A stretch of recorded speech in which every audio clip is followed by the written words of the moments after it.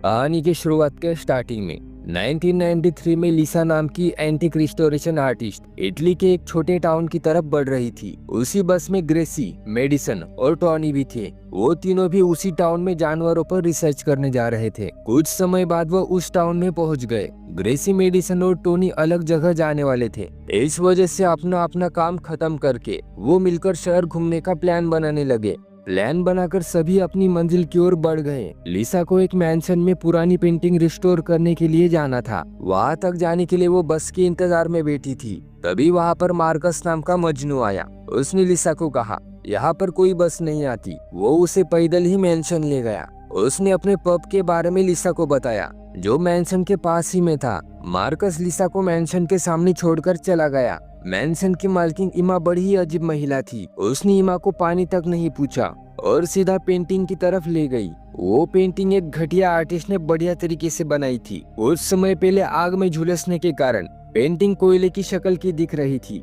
Painting की हालत देखकर लिसा ने कहा, इस कोयले को ठीक करने में कम से कम 2 महीने का समय लगेगा। एमा ने हामी भरते हुए उसे 2 हफ्तों का समय दिया। दरअसल एमा वो पेंटिंग एक आर्ट गैलरी में एग्जिबिट करने वाली थी, इसलिए उसे वो पेंटिंग जल्द से जल्द रिस्टोर करनी थी। लिसा तुरंत काम में जुट गई। काम करते वक्त उसे छोटी बच्ची के गुनगुनाने की आवाज आई। आवाज का पीछा करते हुए जाने पर लिसा को एक बच्ची दिखाई दी। लिसा की आहट पाते ही बच्ची वहां से भाग निकली। दूसरी ओर ये तीनों जंगल में कैंप लगाकर सोए थे। टोनी जंगल में माइक और कैमरा लगा रहा था ताकि जंगली जानवरों की गतिविधियां समझ सके। थोड़ी ही देर में उसे अजीब सी गुर्राहट सुनाई दी। टोनी तुरंत उस दिशा में चला गया। अगले ही पल टोनी की चीख से जंगल गूंज उठा। आवाज सुनकर मेडिसन टोनी के पीछे चल पड़ी, पर मेडिसन को टोनी के खून से सनी कैप के अलावा कुछ नहीं मिला। मेडिसन ये सब बातें ट्रेसी को बता ही रही थी कि तभी कोई मेडिसन को घसीटते हुए ले गया। ट्रेसी बाहर मुंडी निकालकर मेडिसन को देखने लगी। अगले ही पल एक डंडा ट्रेसी के सर पर पड़ा। कुछ पल बाद मेडिसन को होश आया। उसे किसी ने कैद कर लिया था। पास ही ट्रेसी, टोनी और एक आदमी भी था। अपने आजू बाजू का माहौल देखकर इन तीनों के होश उड़ चुके थे। दूसरी ओर लिसा पेंटिंग को रिस्टोर करने में लगी थी। उसका काम देखकर इमा लिसा से काफी प्रभावित हुई। उसने लिसा को खाना खाने के लिए कहा। यहाँ पर उसे वही गाना गाने वाली बच्ची दिखाई दी। लिसा ने कहा, आपकी बेटी चंपा मुझे देखकर भाग गई। इस पर इमा ने जवाब दिया, दरअसल चंपा थोड़ी सी शर्मीली स्वभाव की है। लिसा ने चंपा को उसकी स्कूल के बारे में पूछा। इस सवाल से नाराज होकर चंपा वहाँ से चली गई। एमा ने बताया, दिमागी हालत ठीक न होने के कारण चंपा को कभी स्कूल नहीं भेजा गया। दूसरी ओर कैद खाने के बीच एक कुआं था।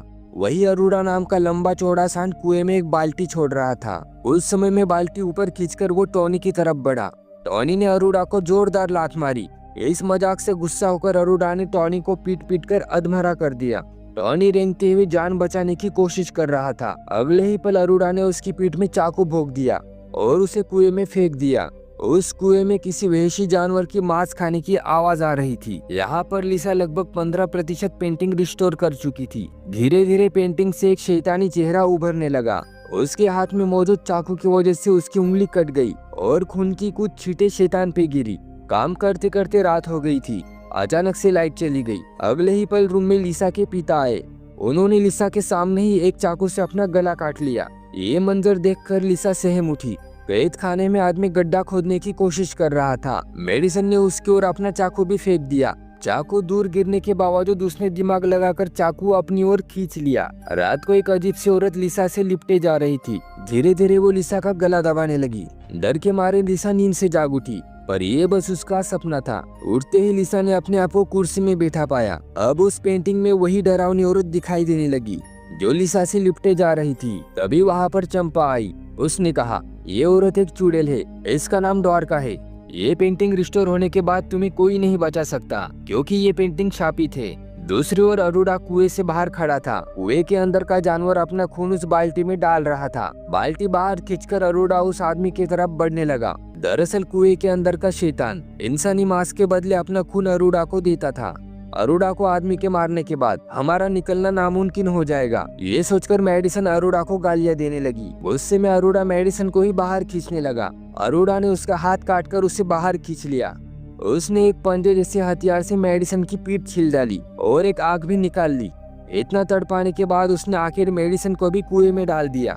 वो शैतान मेडिसन को भी कच्चा ही खाने लगा। दूसरी ओर दुखी चंपा लिसा से अपनी माँ की बुराइयां करने लगी। तभी वहाँ पर एमा आई। वो लिसा को बाहर ले गई। एमा ने कहा, चंपा खुद से बड़े लड़कों को डेट करना चाहती है, दिमाग खराब है छोरी का। रात को लिसा को फिर से एक डरावना सपना आया, जिसमें ट्रेसी टोनी को 4 व्हीलर पर बिठा के लाई। टोनी की एक टांग पर मांस नहीं था। उसे बाथ टब में मेडिसन खून में लथपथ दिखाई दी। ये देखकर लिसा बाहर भागते हुए एमा से टकरा गई।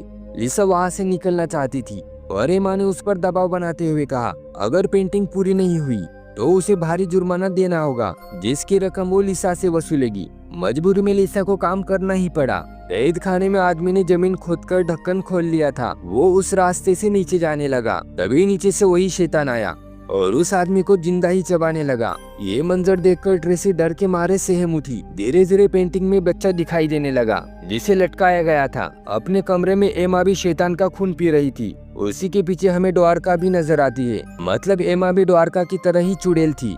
चंपा लिसा को पेंटिंग रिस्टोर करने से मना करने लगी। उसने कहा, ये पेंटिंग 500 साल पुरानी है। यहाँ पर बिली नाम के बच्चे की बलि देकर उसकी माँ एमा और द्वारका ने गुरोन नाम के शैतान को अर्पित किया था और फिर कुछ मंत्रों की मदद से उस शैतान को पेंटिंग में फंसाकर कुएं में कैद कर लिया। हर 500 सालों में लाल चंद्रमा उभरता है। चंद्रमा की रोशनी पेंटिंग पर पड़ने से ये श्राप और 500 सालों तक जारी रहेगा। इसमें ये चुड़ैल बेगुनाह लोगों की बलि देती रहेंगी। चंपा ये सब रोकना चाहती थी, क्योंकि वो खुद 500 साल की बच्ची थी। 13 साल की उम्र में ही शैतान का खून पीने की वजह से वो उतनी ही रह गई। 500 साल की बच्ची अपनों से बड़े लड़कों को क्यों डेट करना चाहती थी, ये तो आप अब समझ ही गए होंगे। शुरुआत में लिसा को चंपा की बातें बेतुकी लगी, पर चंपा ने उसे ट्रेसी, टोनी और मेडिसन के बारे में बताया। लिसा को अपनी बातों का विश्वास दिलाने के लिए वो उसे तहखाने में ले गई। वहीं पर अरोड़ा कैद खाने की ओर बढ़ रहा था। तभी एमा लिसा को आवाज देते हुए वहां आई। लिसा को कोने में छुपाकर चंपा एमा के साथ चली गई, ताकि एमा को लिसा के बारे में पता न चल सके। एक हथियार उठाकर लिसा अरोड़ा के पीछे पीछे चलने लगी।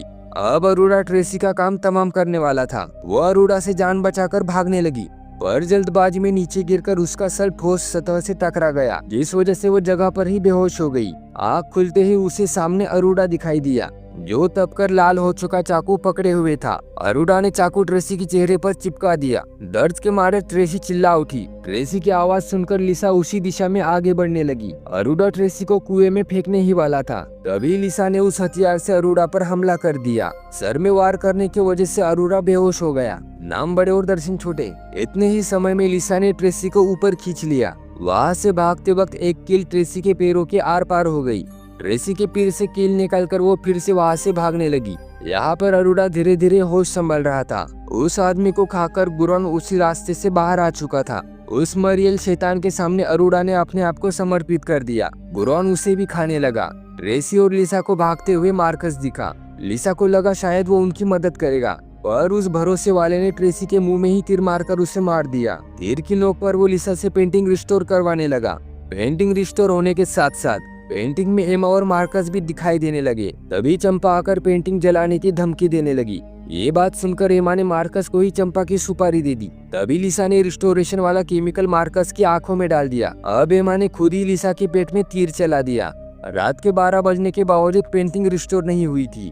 दिन बदलने की वजह से श्राप खत्म हो गया था। श्राप खत्म होते ही वो सभी राख में तब्दील होने लगे। कुछ ही पलों में चंपा बड़ी से बूढ़ी हो गई। अब तक गुरोन भी वहाँ पर आ चुका था। लिसा के दिमाग में पेंटिंग में मौजूद मंत्र याद आए। लिसा ने पेंटिंग में मौजूद मंत्र पढ़कर उसे गुलाम बना लिया। ऐसे ही 30 साल बीत गए, पर लिसा अभी भी उसी उम्र की थी। मतलब उसने भी गुरोन का खून पिया था, पर लिसा ने अलग ही बिजनेस खोल रखा था। वो अमीर लोगों को गुरोन का खून बेचकर पैसे छाप रही थी। गुरोन लगातार खून निकालने की वजह से कमजोर हो चुका था। उसके सर से खून निकालते ही वो दर्द के मारे चिल्ला उठा।